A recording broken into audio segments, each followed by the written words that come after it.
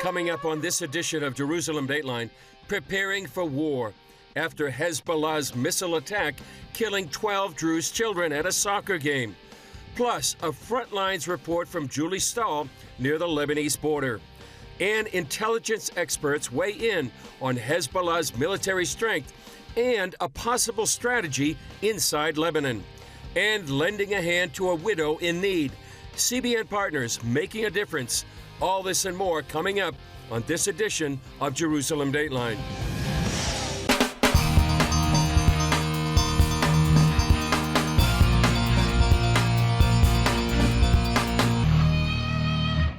Hello and welcome to this edition of Jerusalem Dateline. I'm Chris Mitchell. Israeli Prime Minister Benjamin Netanyahu broke away from his war cabinet Monday to visit the Druze village hit by a Hezbollah rocket over the weekend. As he consoled families of the 12 young children killed in the attack, he expressed solidarity with the people and vowed a strong response. Like all citizens of Israel and people across the entire world, we were profoundly shocked by this terrible killing. The Prime Minister also pledged to send a powerful message to Hezbollah.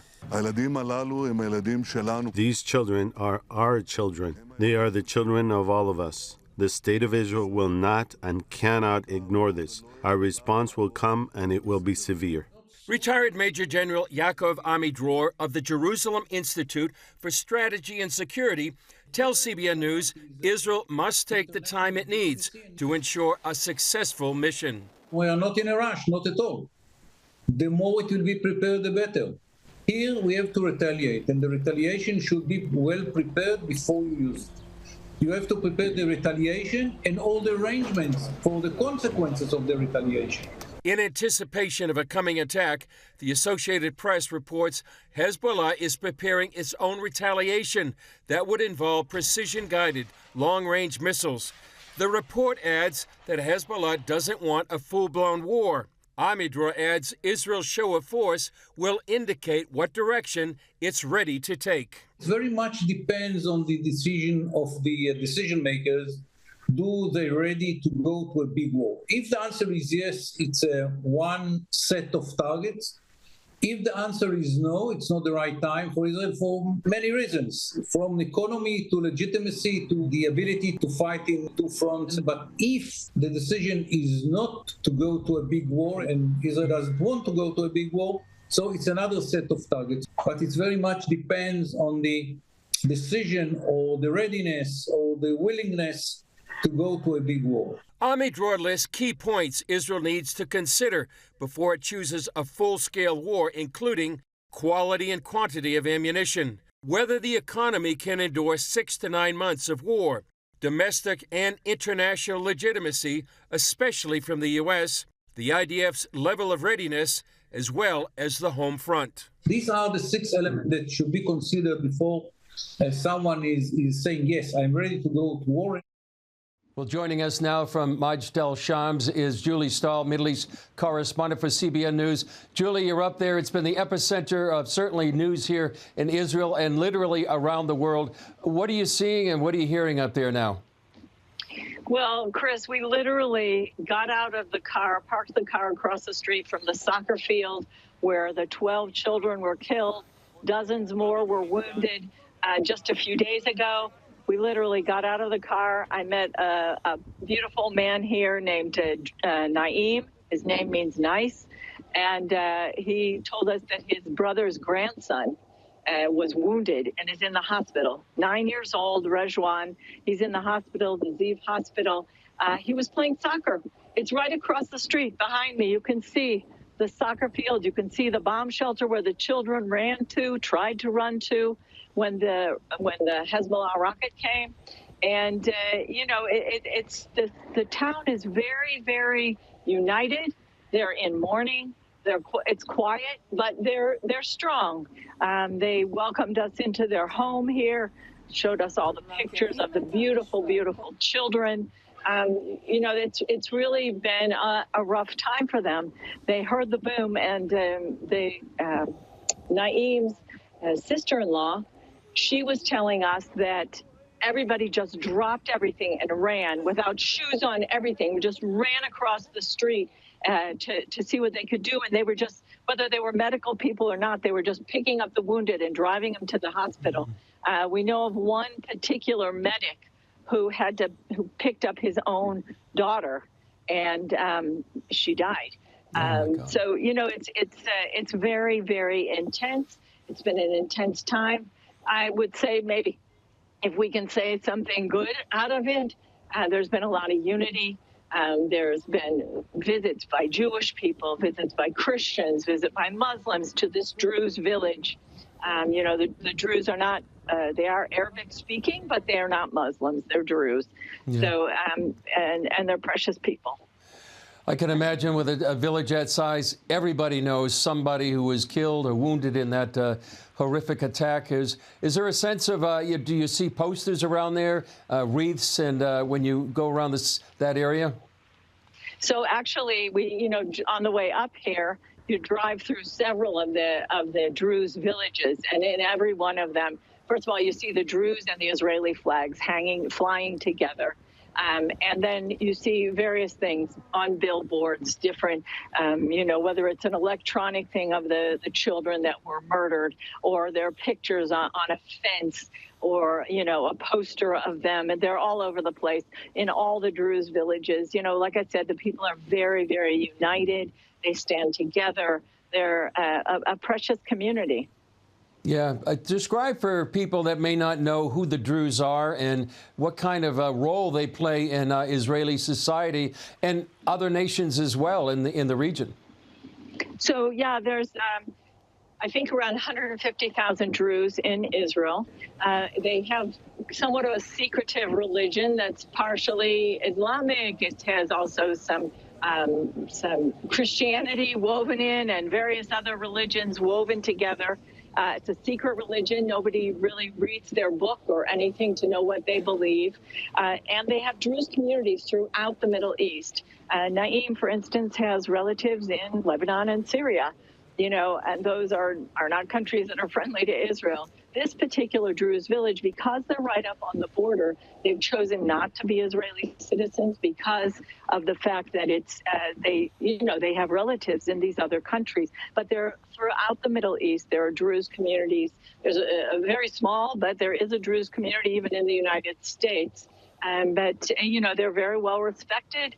They very much honor whichever country they're in, and they are very much Israeli here. A few weeks ago, the National Forestry Department here in Israel dedicated a forest to the Druze soldiers that had fallen so far in the war. So, you know, they're very much a part of the society.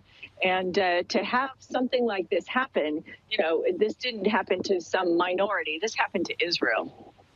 Yeah, that's exactly what they're saying. Just with about 40 seconds left, Julie, how should people be praying for the people up there in Majd el-Shams? I would say to pray, you know, pray for their comfort, pray for that they will stay united, pray that Israel will know what to do, how to respond, pray that they'll be protected up here. And that God would really comfort them and heal the wounded. There's a lot of wounded.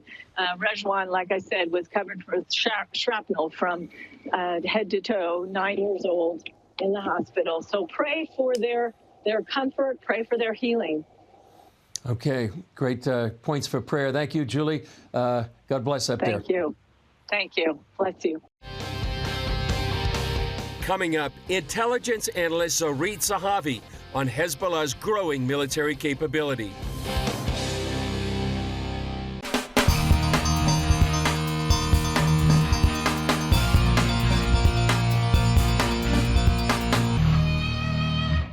The Alma Research and Education Center informs the public about life in Israel's north and raises awareness of the threat posed by the Iranian-backed terror organization Hezbollah. Alma's founder, IDF Reserve Colonel Orit Zahavi, spoke with us recently about the destruction wreaked by Hezbollah on Israelis and Lebanese alike.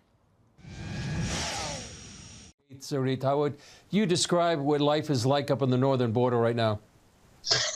You know, I used to live in a nice, peaceful town. I think we went there together in the past. And then, you know, my world became upside down. It's not quiet anymore. We hear the blasts and the drones and the jets, interceptions. 2 weeks ago, I saw an interception above me. These are huge blasts. We have more alerts in the past few weeks, specifically where I live. I live 9 kilometers from the Israeli-Lebanese border, and it's just all around us. Now, look, it's not Ukraine. It's a few attacks every day, between, I don't know, 5 to 15 attacks every day of Hezbollah from Lebanon. But it's impossible to raise kids like that. Like my daughter told me that she doesn't want to live like that. She needs a vacation from living in this area. And it's very difficult as a mother to hear these kind of statements from your kids. How would you assess the strength of Hezbollah even now?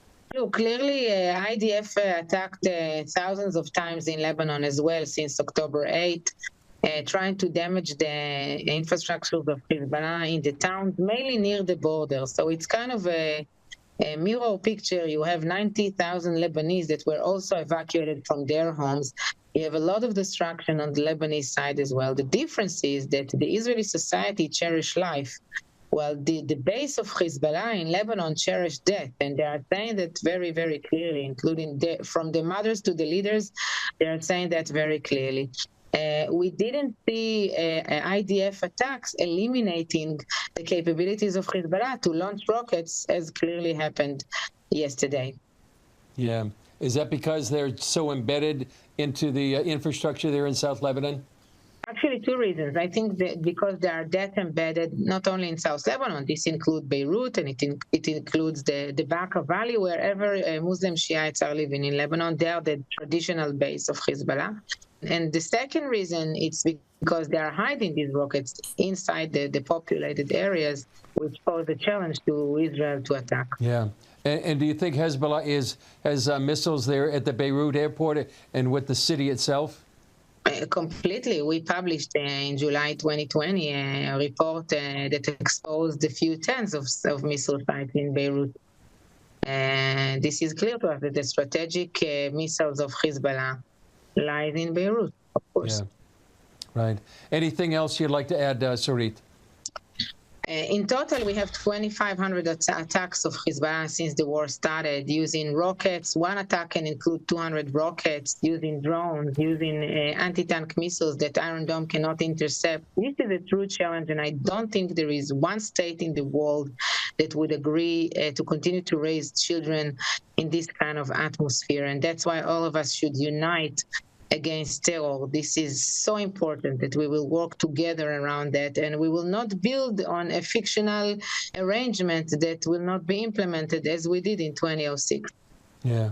Sarit Zahavi, thanks so much for joining us, and continue to be safe. Thank you. Up next, Amiad Cohen on how Israel could break free from the constant threat of Hezbollah and why it must.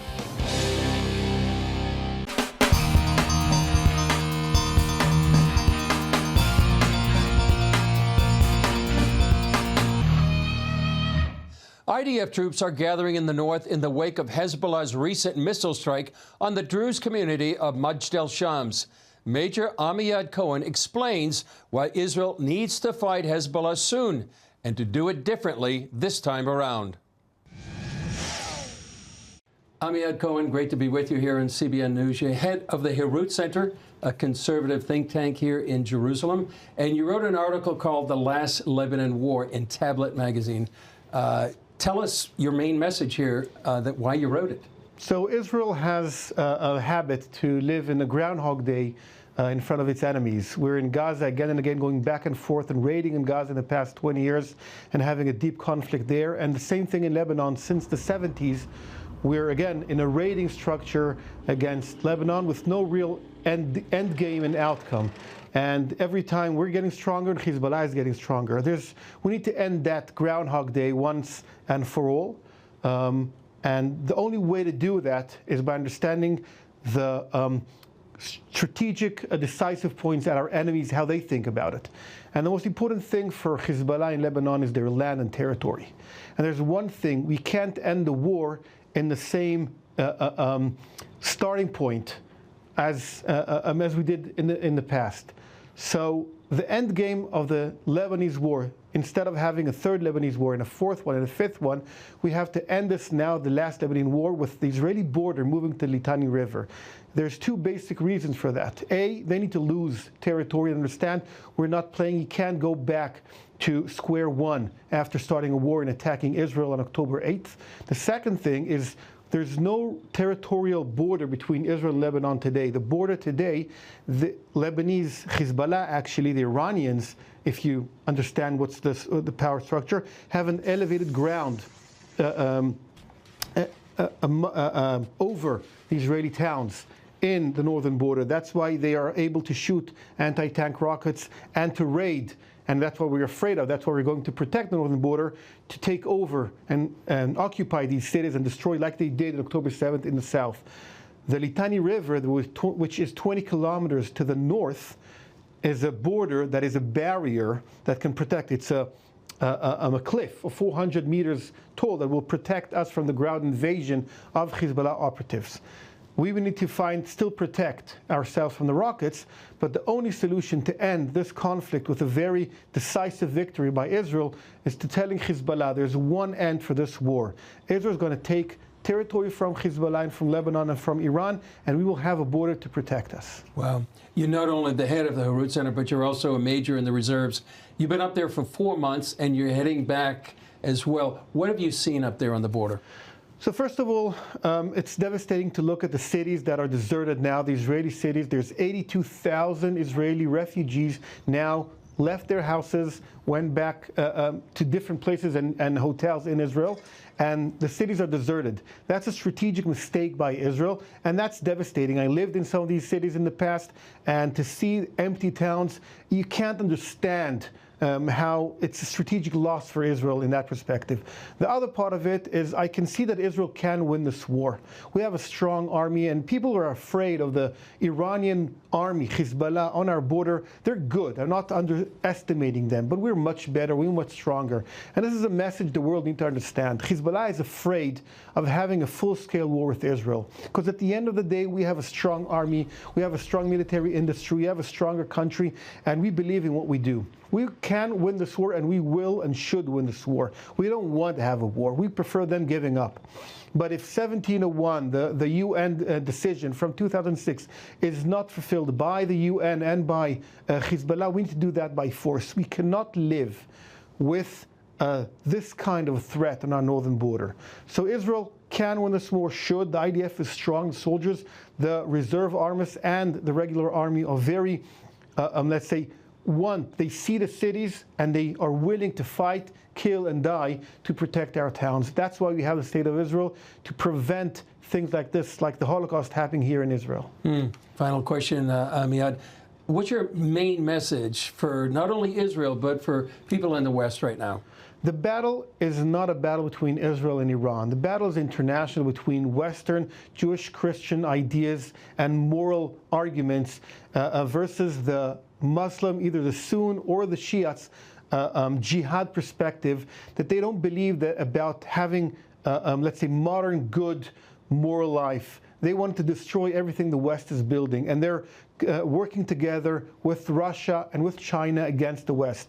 And this is only the first attack. And if we, Israel, do not have a decisive victory here in the northern border and in Hamas and Gaza, this is only the beginning, and they will give them backwind for attacking the U.S. and Europe and much more than that. Not Israel needs to win this war, but the West has to win this war, and that's why we need the West's support, because this is the battle about the Jewish Christian tradition and values against the Muslim jihad who wants to destroy everything that the West built. It's a very sobering, very important message for such a time as this. Amiad Cohen, great to be with you. Thank you very much for having me. Still ahead, faith in action. CBN Israel giving practical support to a Russian widow who found refuge in Israel.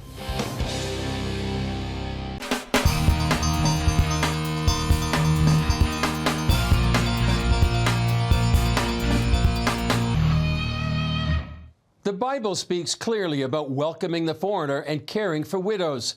The lady in our next story, Mila, a Russian Jewish immigrant to Israel, found herself in a new country, widowed and in the middle of a medical crisis. Thanks to support from our partners, CBN Israel was able to lend a hand. Take a look. Mila was only 6 years old when World War II started. She recalls the early days of the war in Russia when her father left for the army and her mother evacuated to save their children. My youngest brother was only 3 months old. There were bombs exploding all around. God spared us. Eventually, Mila married and with her family immigrated to Israel since they were Jewish. Over the years, she made a life for herself, but it wasn't easy, especially after her husband passed away.